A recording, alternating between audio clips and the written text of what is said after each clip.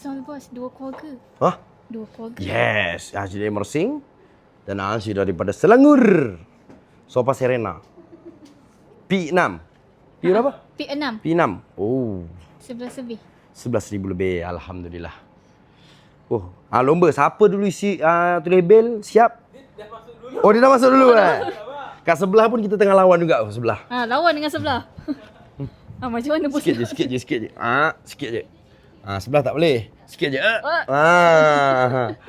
So ini adalah gudang Bosijan. Situasi di gudang Bosijan, geng. Gudang Bojan. Ding ding ding ding ding ding ding ding ding. Ding ding ding. Mantap. Abang nak tahu tak?